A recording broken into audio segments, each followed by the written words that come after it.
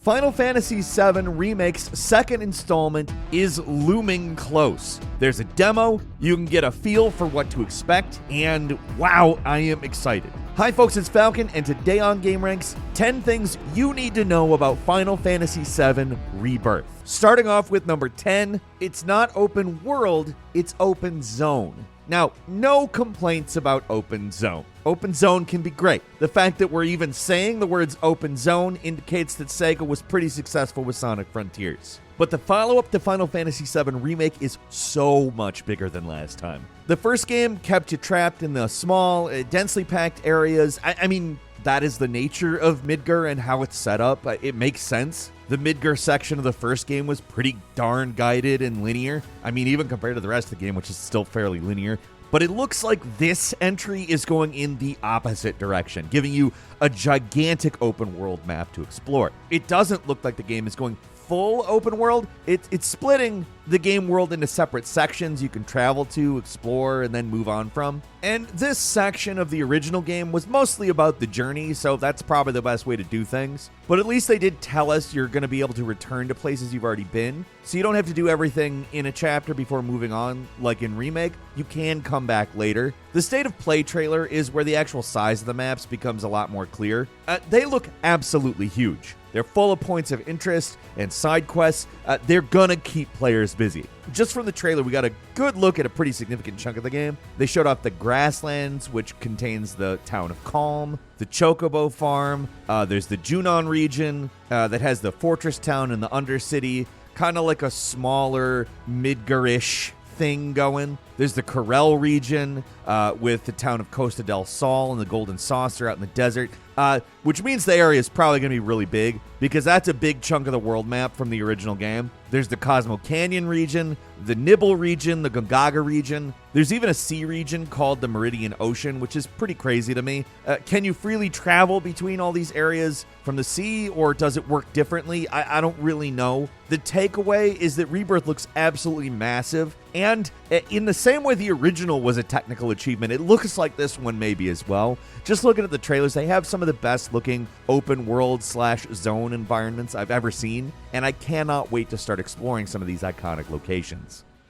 At number 9, there's a ton to do in every area. The State of Play trailer gave us the most information yet on what we're going to actually be able to do in the game, and it seems like it's going to be an obscene amount. Each region seems to have various points of interest around the map where you can go do stuff like wrangle chocobos or engage in some kind of Moogle catching minigame. Doing these sort of things earns you intel, which can be used to buy special new materia from Chadley, the data collection guy from Remake.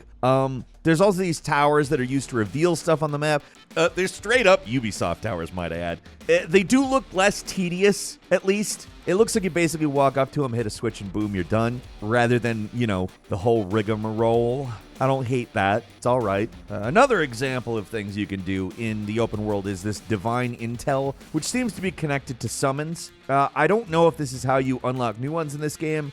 The thing in the trailers that's related to this mechanic is absolutely the Alexander summon. Like, zero questions there, so it might. But one of the more bizarre surprises of the trailer is this part where the characters appear in their low-poly PS1 forms, or at least close to their low-poly PS1 form. I'm sure that's the basis of these models. There's a little more to them, obviously. Apparently, this is related to something called a proto-relic, which are extra quest lines in each region that seem to have some kind of goofy or weird things that I don't really know. They might be connected to Gilgamesh, the multi-armed guy seen in the trailer for a few seconds. This recurring Final Fantasy enemy never appeared in Final Fantasy VII originally, so if he's actually in this game, that's pretty amazing. I can't wait to hear their version of Battle at the Big Bridge. There's also side quests, obviously. It's an RPG. You gotta have those, and from what I've seen in the trailers, it looks like they're trying to make them a little more interesting than the first games. Open world games can fall into this trap of having a bunch of boring side quests. Even Final Fantasy XVI fell into that trap. So hopefully Rebirth actually tries to make these things interesting. And number 8 is new party members. Final Fantasy VII Rebirth expands the cast on the previous game by nearly doubling the amount of party members you can use. Red 13 becomes a full-fledged party member, finally, with his own combat abilities. Yuffie joins the team as well. You're probably already familiar with her if you played the intermission. And then there's also Kate Sith, the most bizarre party member from the original, that a lot of people thought they would just cut from this game entirely, but why did you think that? The first one showed how committed they are to the bizarre stuff, and it's here whether you like it or not.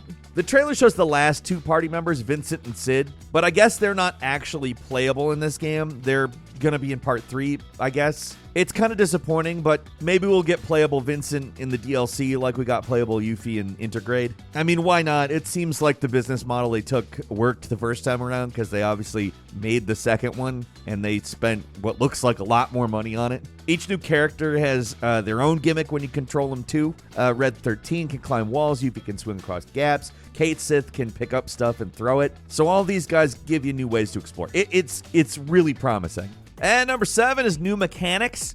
Remake's battle system has this perfect combination of old and new, but Rebirth is kind of mixing things up. I don't want to say it's like a total change. Like, it seems like the basic combat mechanics are mostly the same, but they've added some new wrinkles to spice things up. The biggest addition I've seen are combat synergies, these kind of special team-up attacks where 2 party members work together and do some serious damage. It reminds me of double text from Chrono Trigger, so your party composition is going to be even more important in this game. You unlock these synergies using this new level up mechanic called the Folio. You can spend points to upgrade nodes that upgrade your chosen character in various ways, and thankfully you're free to reset your points whenever you want, so you can experiment with character builds, and that's the right way to go with something like this. You also get folio points from another new mechanic, which is called Party Level. It's independent from your standard experience level and seems to rank up from exploring the world and doing activities rather than just from combat. So I don't hate that. Like, they actually reward you for doing the stuff that, like, you want to do in a Final Fantasy game. Not a bad idea. Nothing revolutionary. Doesn't change the formula, but I'm glad they didn't start from scratch because I absolutely loved the combat in the original remake, which the original remake is a funny thing to say, but iteration on a proven formula is absolutely the right path here.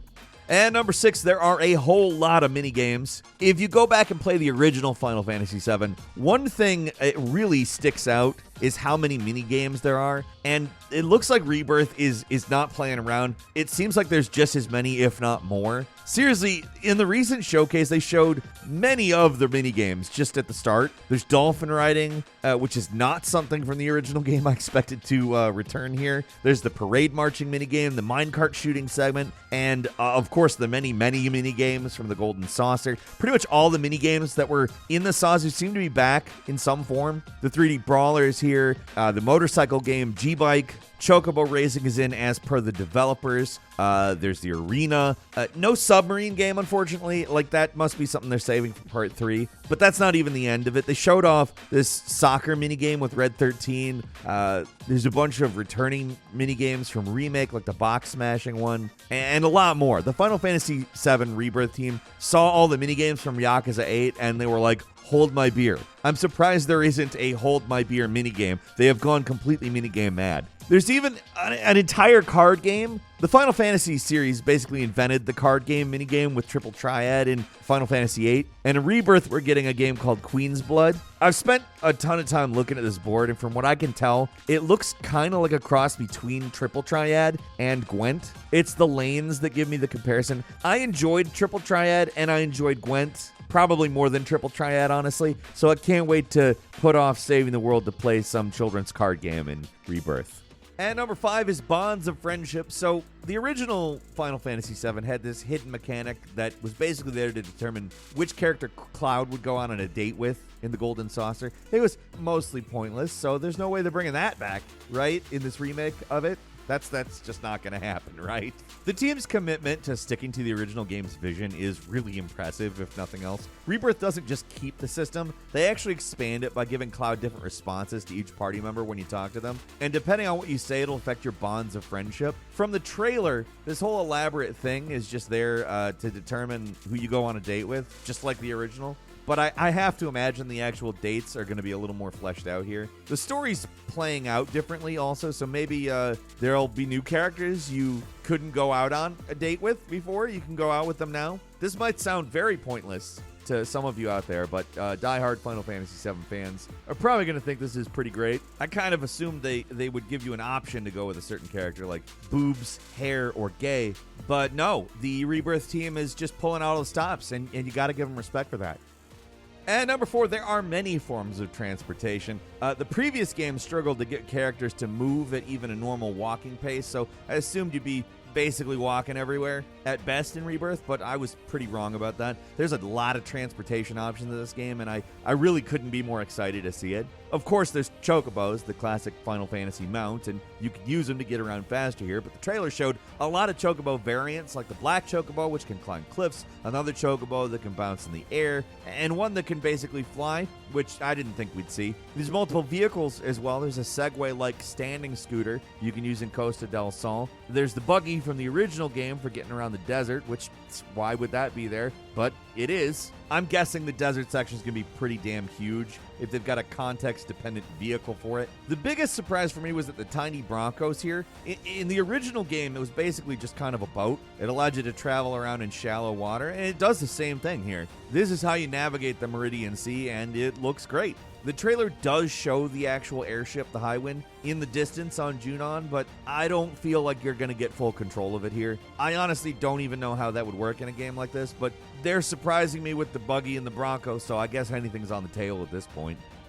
And number 3, the story is going to conclude around the end of Disc 1 in the original game. There is very little we know about the story, at least in regards to what is new. The end of Remake promised that Rebirth would be a journey into the unknown, but we don't know exactly what that means. One thing we do know is that they are going to end the story around the climax of Disc 1 from the original Final Fantasy VII. Now, ending the second part of your 3-part story with the end of the first disc of a 3-disc game might sound a little off, but if you remember the structure of Final Fantasy VII, it kind of makes a little more sense. Disc 1 and 2 contain probably most of the story for the game, and Disc 3 is kind of, in a lot of ways, endgame content. I mean, it's not really endgame content. That isn't really how they looked at things in those days. But I think it kind of makes perfect sense. And also, the story kind of goes off the rails a bit.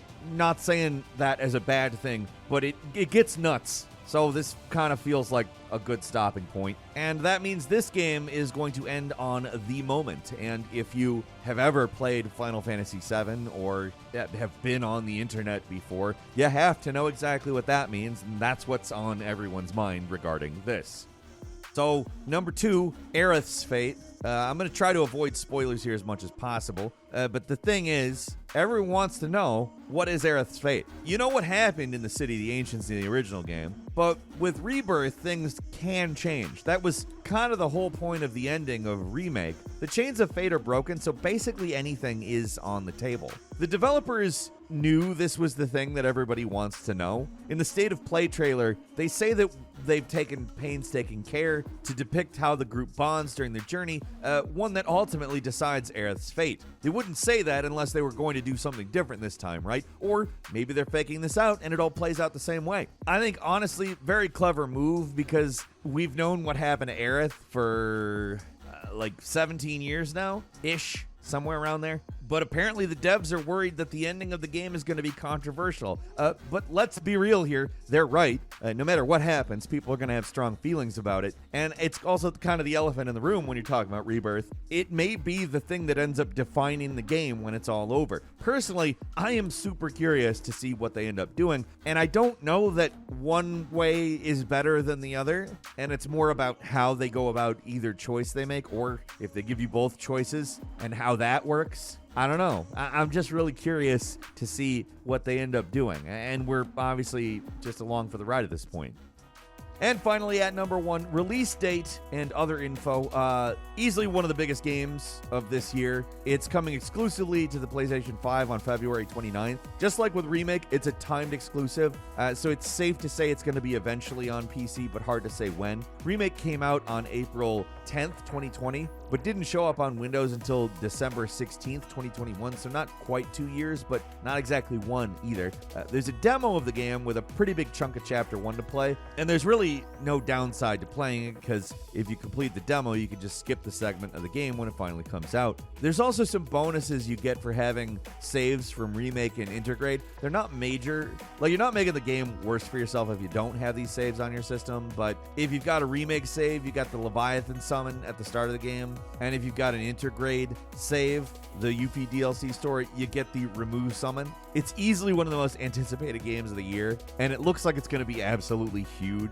I mean, I've been rambling for ages, and it seems like I'm only scratching the surface of what's going on in this game, but what do you think? Leave us a comment, let us know. If you like this video, click like. If you're not subscribed, it's a great time to do so. We upload brand new videos every day of the week. Best way to see them first is, of course, a subscription, so click subscribe. Don't forget to enable notifications, and as always, we thank you very much for watching this video. I'm Falcon. You can follow me on Twitter at Falcon the Hero. We'll see you next time right here on gameranx.